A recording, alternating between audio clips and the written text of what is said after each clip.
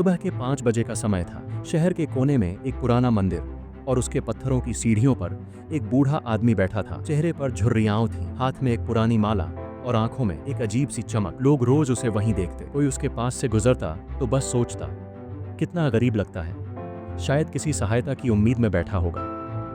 पर वो कभी किसी से कुछ मांगता नहीं था, बस मुस्कुरा देता था। एक दिन एक कॉलेज का लड़का आरव वहां से गुजरा।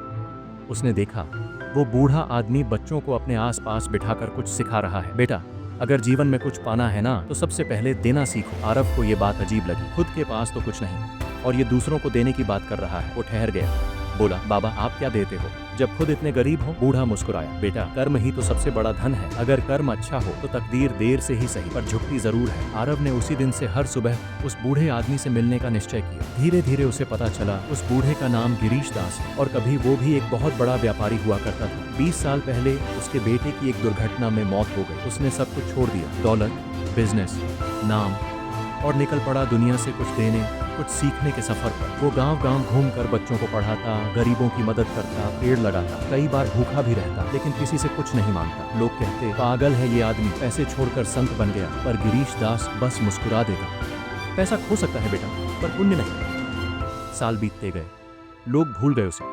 बस वो एक आरव था जो रोज उससे मिलने आता, सुनता, सीखता और हर बात अपने दिल में उतारता। वक्त बदला, आरव बड़ा हुआ, पढ़ाई पूरी की, बिजनेस शुरू किया, पर एक चीज कभी नहीं बदली, कर्म और त्याग पर उसका विश्वास। वो अक्सर कहता, मैं बिजनेस नहीं करता बाबा, मैं लोगों की जिंदगी आसान करता हूं। 20 साल बाद वो बूढ़ा आदमी अब और बूढ़ा हो चुका था। वो उसी मंदिर की सीढ़ियों पर बैठा था, पर आज उसके सामने रुका एक बड़ा काफिला, लग्जरी कारें, कैमरे और भीड़। लोग हैरान थे, क्या हुआ? एक आदमी निकला, सूट में, चेहरे पर विनम्रता। वो था आरव। वो गिरीश दास के पैरों पर झुका और बोला, बाबा आज जो कुछ भी हूं आपकी वजह से हूं।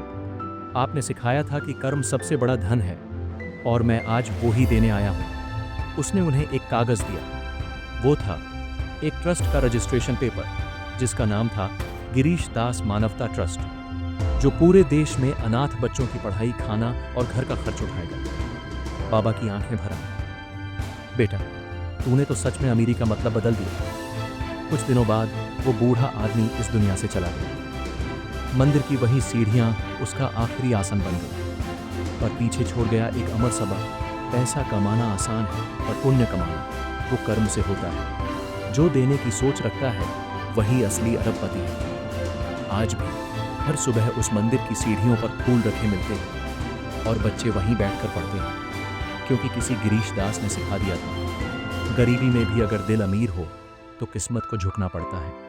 दोस्तों, अगर तुम्हारे पास सब कुछ खोने का डर है तो याद रखो, कभी कुछ खोने से ही सब कुछ पाया जाता है। कर्म करते रहो, क्योंकि अमीरी बैंक बैलेंस से नहीं, दिल के इरादों से नापी जाती है।